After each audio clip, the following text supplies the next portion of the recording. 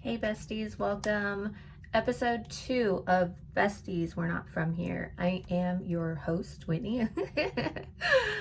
Today, we are going to do not so fun of a topic, but I think something that everybody really needs to hear at least a couple times. We're going to be focusing on the ego. I want to start off with a little bit of a disclaimer before we even get into discussing the ego. Some of y'all aren't gonna like me after this, and that's okay with me. But just because you don't like me or the things that I say doesn't mean that they aren't still true. I can speak on these things, especially with the ego, because I've done them myself. No way around that. I've definitely been stuck in my ego. I've been trapped there, and now being on the other side of a lot of differences with my ego, I can now see where I was trapped in my ego.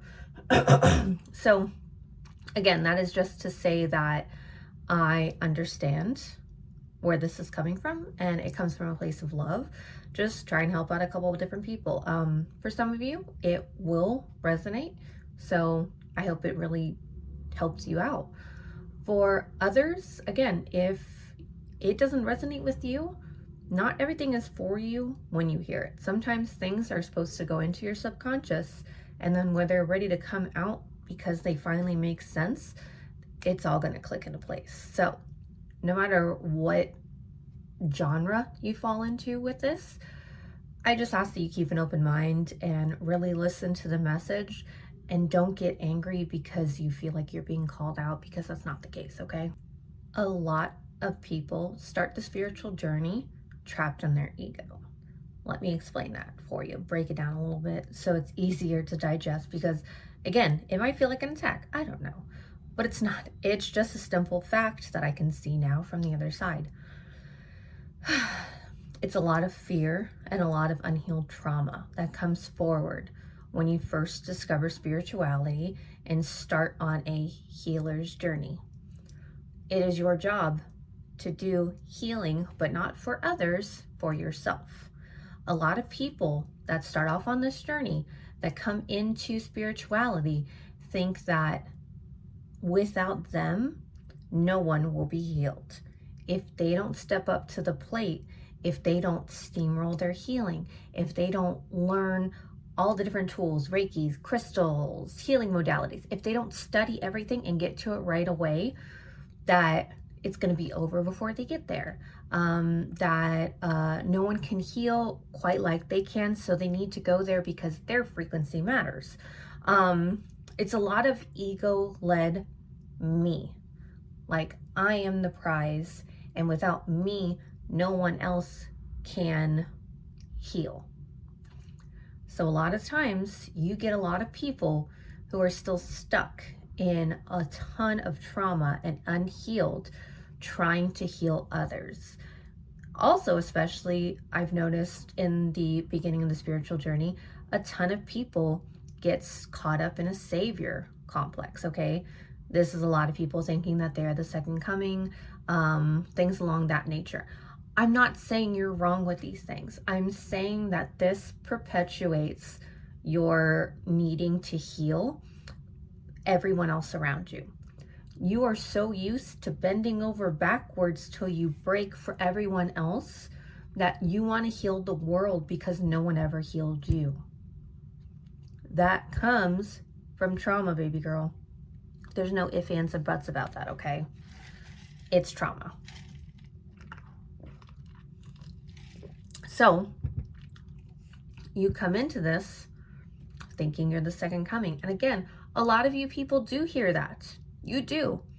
Because Spirit is hoping, if they tell you that you're the second coming, you're going to either rise to the occasion, or it's going to trigger something inside of you that's going to flop. But here's the kicker.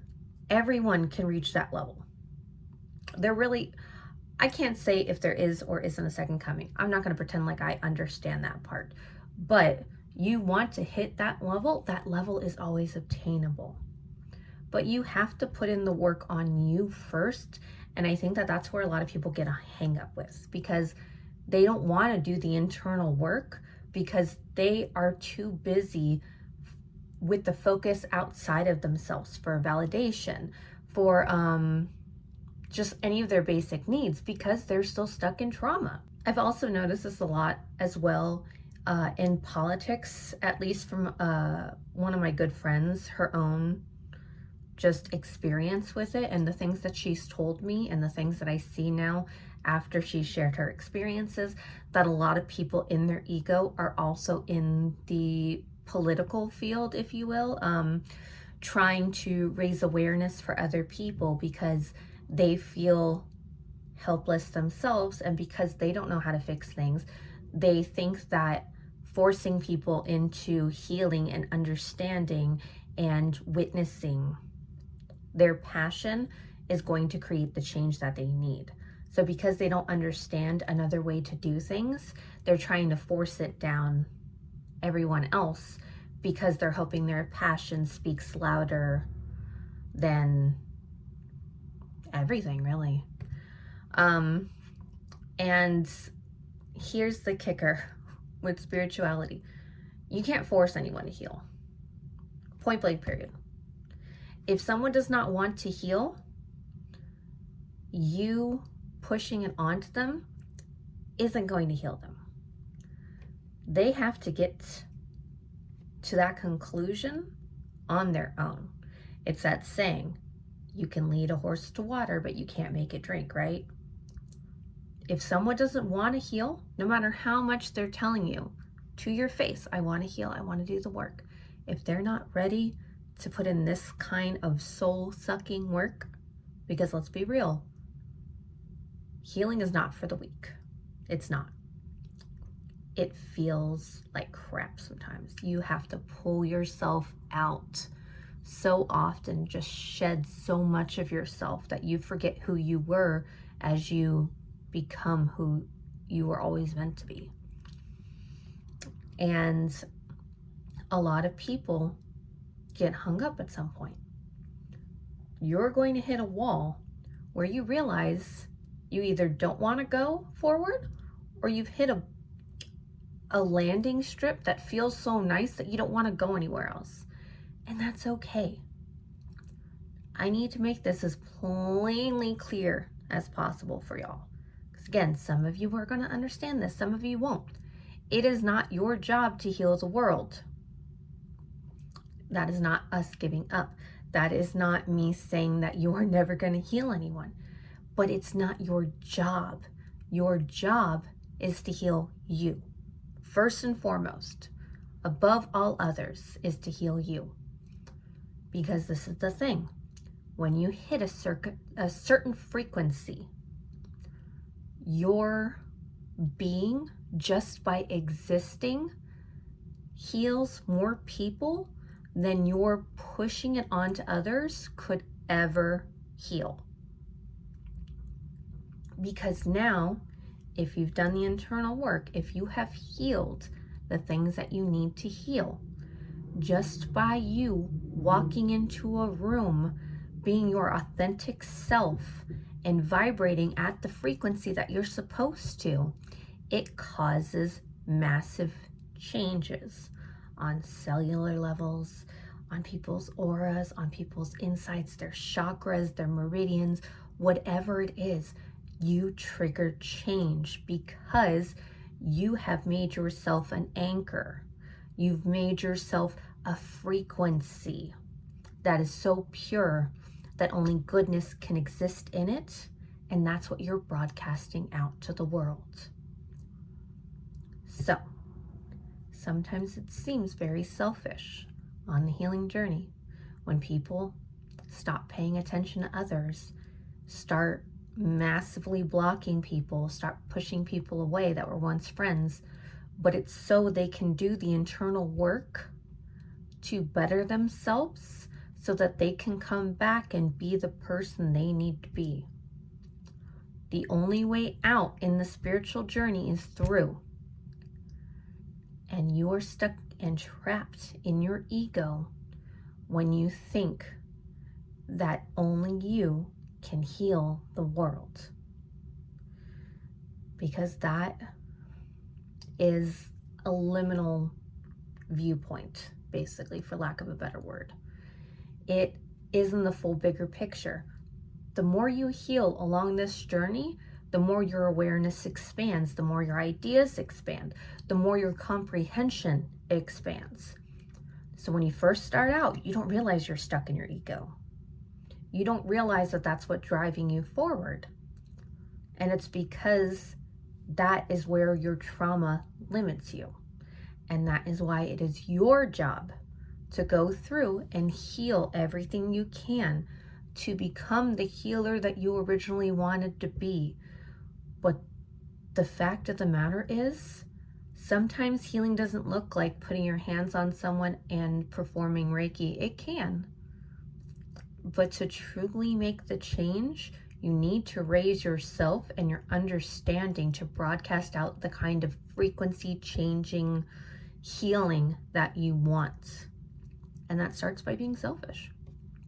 Because you really need to remember, they say on an airplane, you need to put your mask on before anyone else's. That's not being selfish. If you didn't, you would die. So, you should only be filling others with your excess, your overflow. If you don't have anything to give anyone, why are you pumping things out?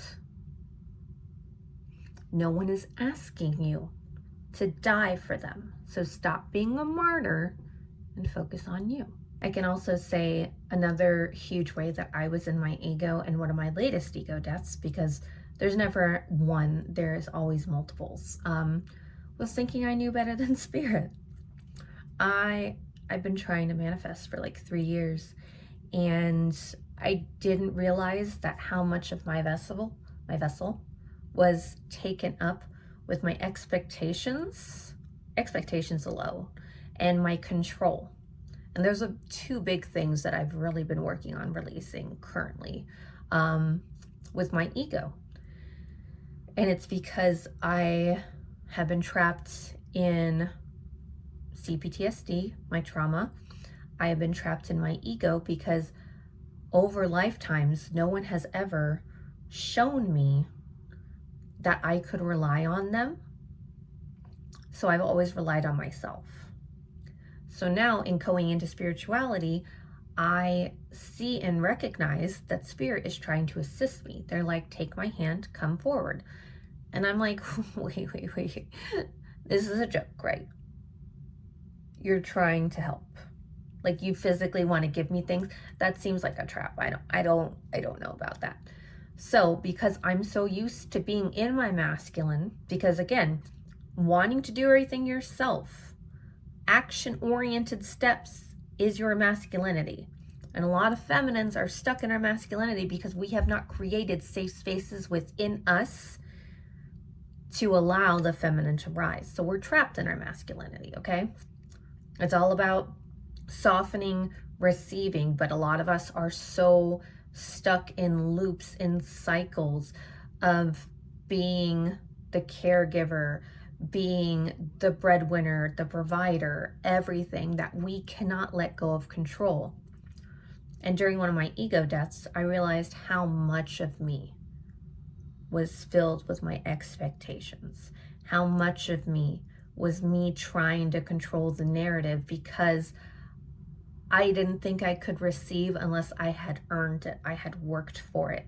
I'd bled for it, essentially, which again led me into another new understanding that I've had previous lives of high priestesses, healers, whatever you want to call it, that I had taken up the mantle of I need to bleed for them to love me back.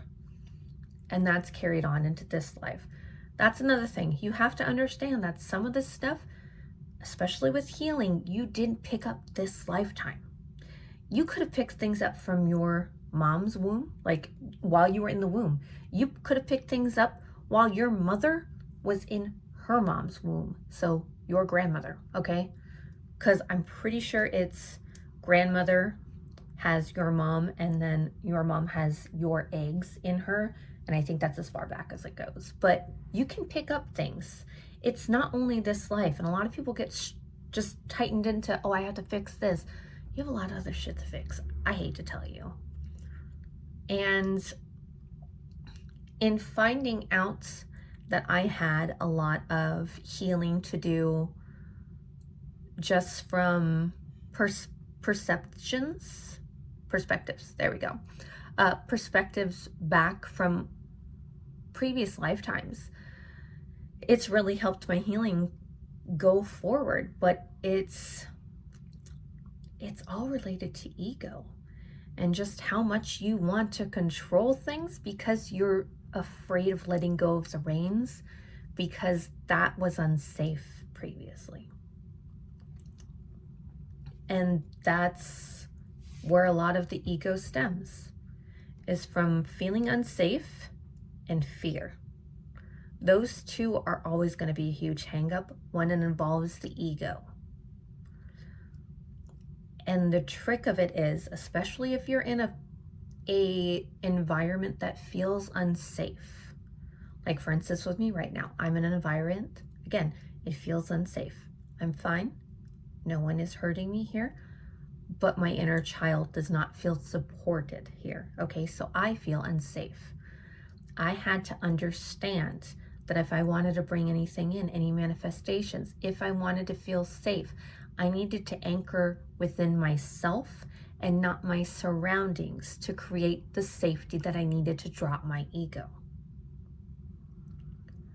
And that might have gone over some people's heads. I'm sorry. But again, just listen. And at some point, this will all kind of hit you when it's meant to, I suppose. All of this to say that people who are focusing on themselves to heal, you are not being selfish, okay? No one is sitting there pointing a finger at you saying, oh, she's selfish, he's selfish, and we should, hold back love from them, or we hate them now. If those people say those kind of things, first off, they need to say it to your face. Don't assume people are saying things behind your back if you don't see it, okay? Don't assume. Don't play into that kind of fear. But if people are physically telling you these things, they enjoyed the version of you that they could control, that was stuck in fear, and they're never going to change. And it's up to you whether you want to continue the life that you're living or if you want to excel and grow. And I kind of had to consider it in this way. Did I want to spend a couple of years kind of healing, but healing isn't anything to write home about. Like, healing sucks sometimes, let's be real. But did I want to spend a couple of years doing that? Or did I want to spend the rest of my life miserable and hoping something changed, And so you really have to kind of sit back and decide, do you want to heal and put in the work, or do you want to just be trapped in fear? It's up to you. Really, I'm just the messenger in these things. So anyway, I hope y'all enjoyed this episode on the ego, and just remember, besties, we're not from here.